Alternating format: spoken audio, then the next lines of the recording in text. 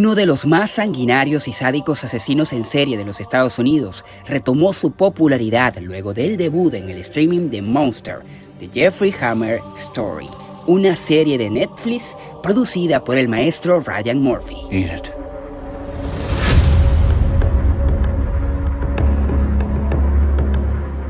Apodado como el carnicero de Milwaukee, tras cometer 17 atroces crímenes en más de 10 años y ganando los títulos de necrofilia, canibalismo y preservar partes de cuerpos humanos. Pero la historia, según Murphy, tiene una narrativa diferente, ya que no es contada a través de los ojos de Dahmer, sino a través de la perspectiva de sus víctimas, para así evitar romantizar al asesino.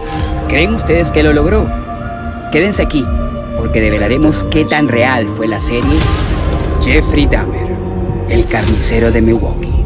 Bienvenido a este canal, soy Adrián Presenta y te invito a que me sigas a través de mis redes sociales.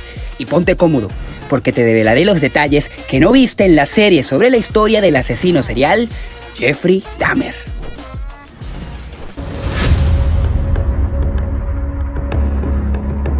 En la serie nos muestran al asesino durante su época escolar, quien fue considerado como el bicho raro por su introversión y extravagancia, y con pocos amigos en la escuela. Cosa que fue así, pero por muy poco tiempo, ya que con los años Dahmer se convirtió en uno de los más populares de la escuela, debido a que empezó a llamar la atención de todos haciendo payasadas extrañas y de mal gusto, como convulsiones o ataques que lo hicieron ser popular en toda la escuela. Seguro simulando a los animales que mataba para sus macabras prácticas. Fíjense que entre sus amigos crearon un club de fans llamado Jeffrey Dahmer Jokes, haciendo honor a las bromas del mal gusto.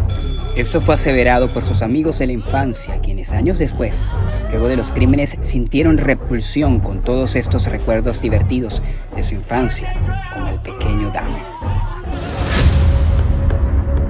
En la serie vimos cómo Jeffrey se entrometió en una fotografía del anuario de la Sociedad de Honor en 1978, sin razón alguna.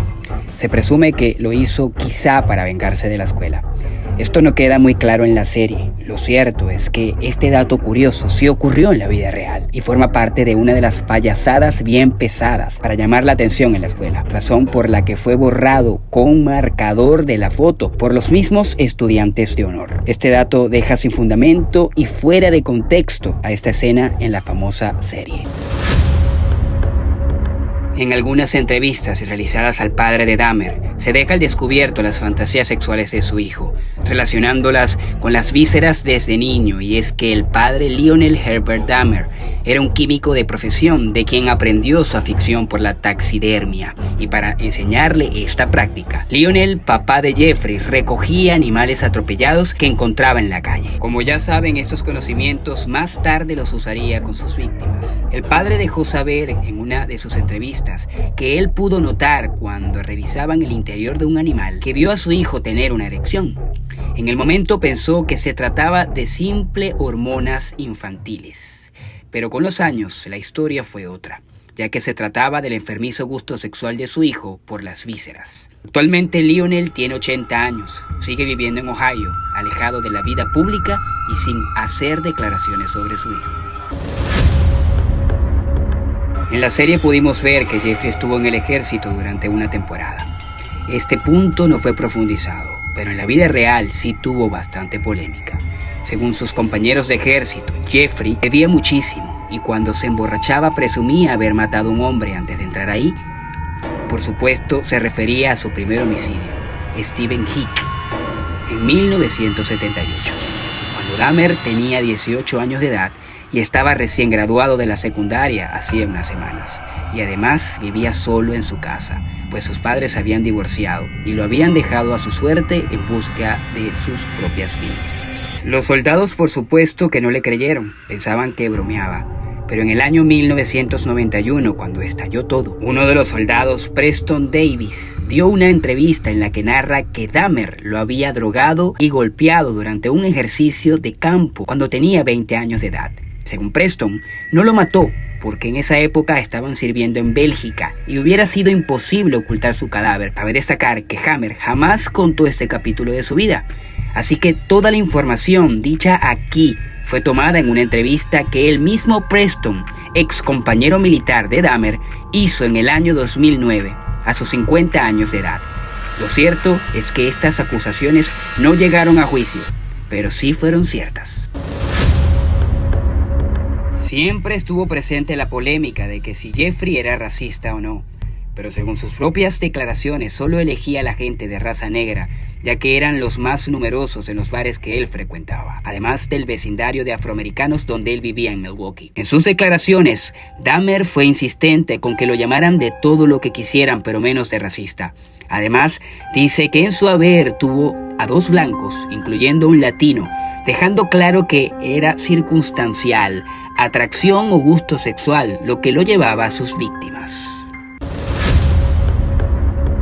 Jeffrey Dahmer residió en el apartamento 213 del edificio Oxford en el 924 North 25th Street, Milwaukee, un complejo de 49 unidades. Luego de la captura del asesino, nadie quiso alquilar ni vivir en ese edificio, así que los residentes se terminaron mudando. Se supo que el lugar donde el asesino serial cometió sus atrocidades fue comprado por $325,000 como una forma de reorganizar el barrio, pero ninguna persona quiso vivir ahí y el edificio fue tumbado.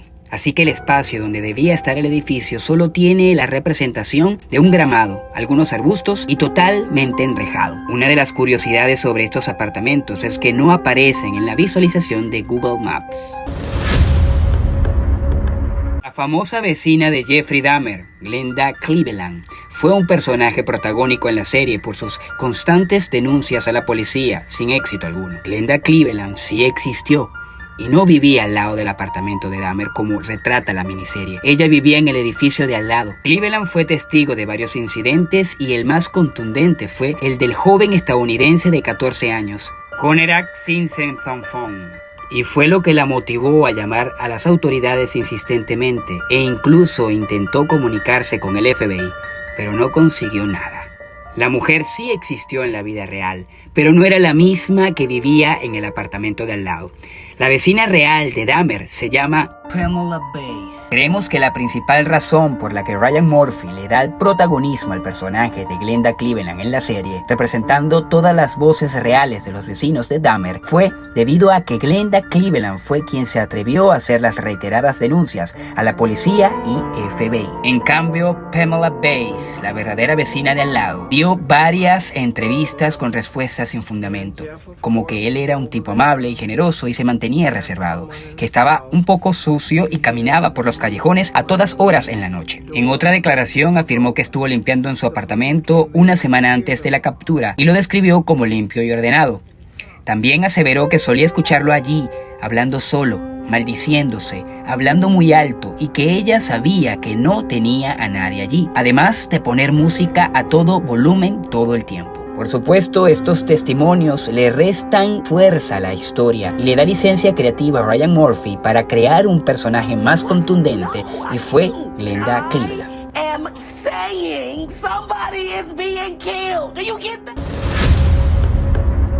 Una de las escenas más horribles y escalofriantes de la serie de Netflix es cuando se muestra al asesino de Milwaukee dándole un sándwich a su vecina Glenda Cleveland. Pues como ya les dije, la vecina del otro lado del pasillo era en la vida real Pamela Bass, quien reveló que Dahmer en realidad le dio un sándwich así como a otros inquilinos del edificio, incluyendo a Glenda Cleveland, quien sí le rechazó el emparedado, pero Pamela Bass sí lo terminó comiendo. Así que aseguró que probablemente había comido una parte del cuerpo de alguien.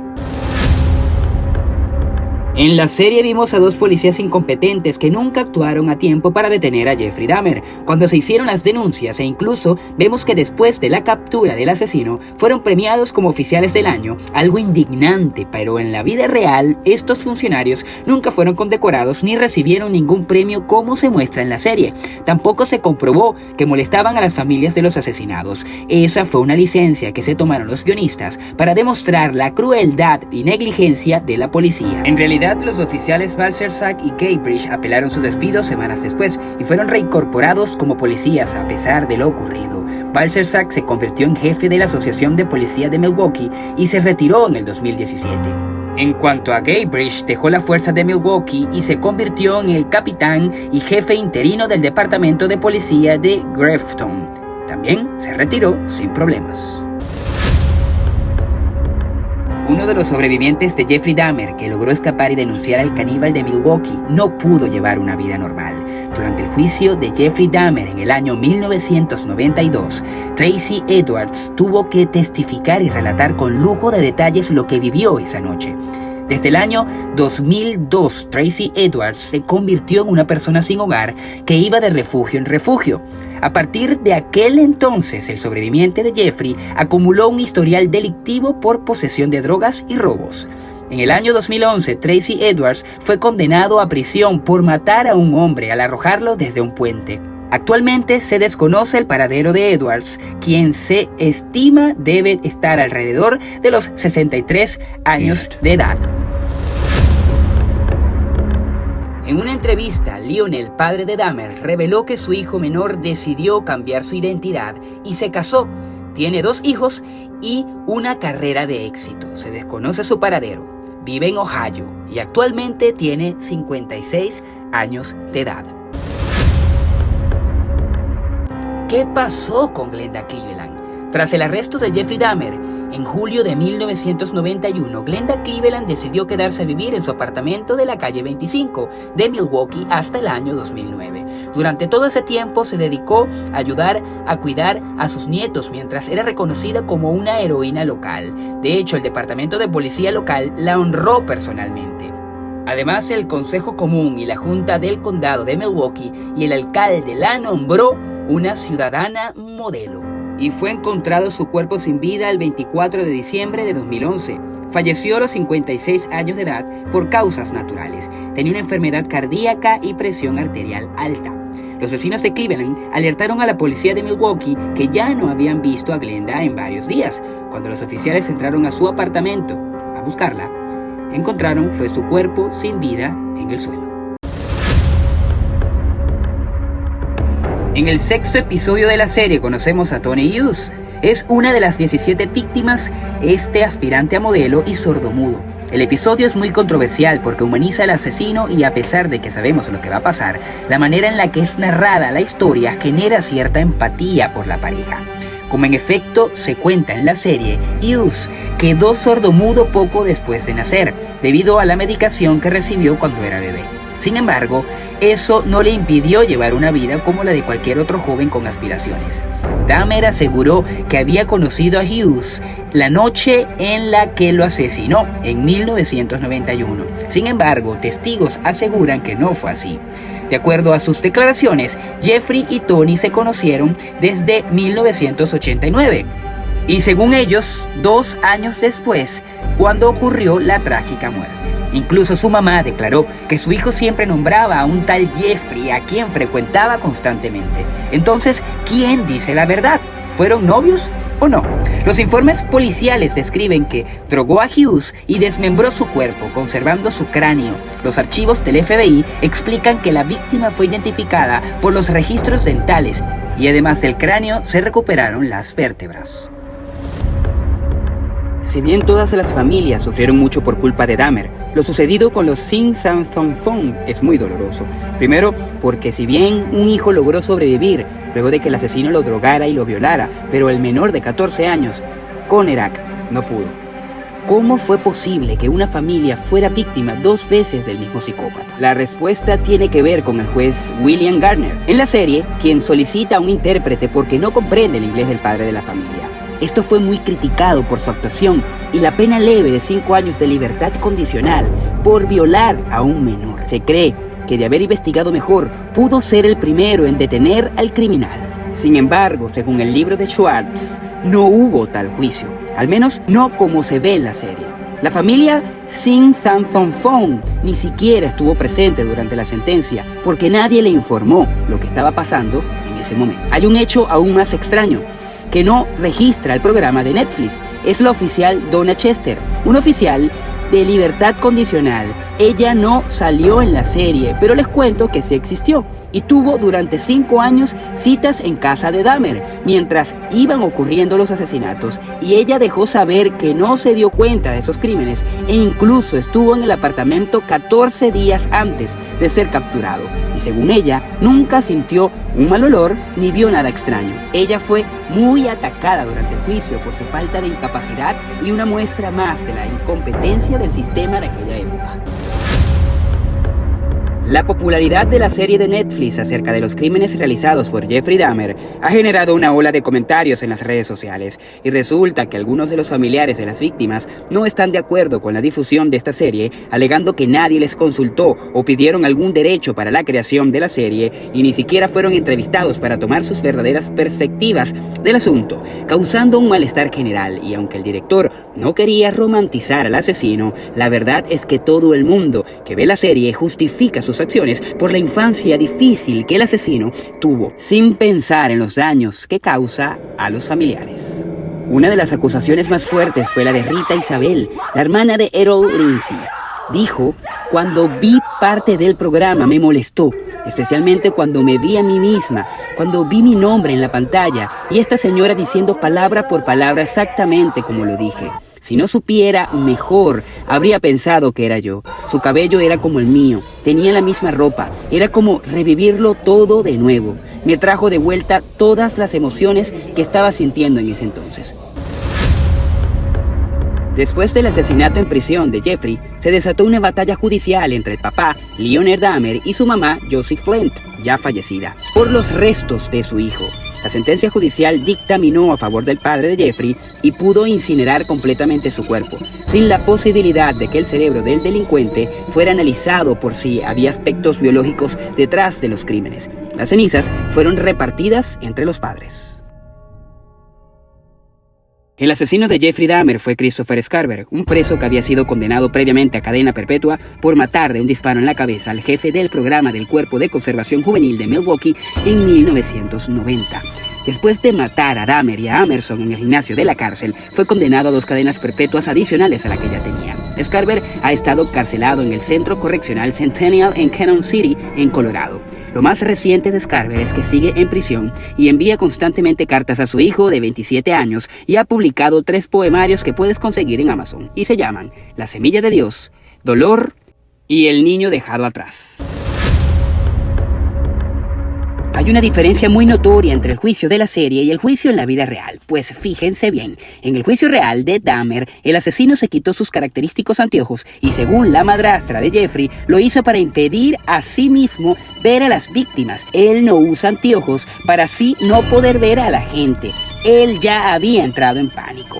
Esto no fue tocado en la serie, quizá no les pareció relevante, pero lo cierto es que Jeffrey estaba teniendo miedo, arrepentimiento o pánico, o simplemente no le interesaba ver a nadie. Las gafas de Jeffrey se volvieron populares en redes sociales y el mundo entero, despertando interés en todas las personas por adquirir modelos similares para su uso, bien sea para hacer unos TikToks del asesino o simplemente para lucirlos en la vida diaria, y sin dejar a un lado la cantidad de disfraces del asesino en serie que empiezan a ser buscados para Halloween en la famosa Noche de Brujas. Un dato súper curioso, el propietario de una tienda de artículos de colección actualmente lanzó a la venta las gafas originales de Dahmer que utilizó en la cárcel, al único precio de $150,000.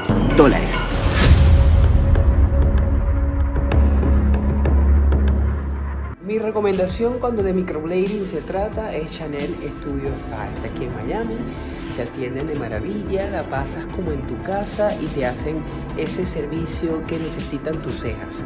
Chanel Studio Spa aquí en Miami. Si estás en Miami y estás buscando un carro con las 3B, bueno, bonito y barato, yo te recomiendo todos los modelos de la Kia. Adquirir un carro con ellos es evitarte un dolor de cabeza futuro. Sé parte de la gran familia South Day Kia. Si quieres una atención personalizada y un descuento, solo tienes que decir que vas de parte de Adrián Presenta. Así que copia toda la información que aparece en pantalla.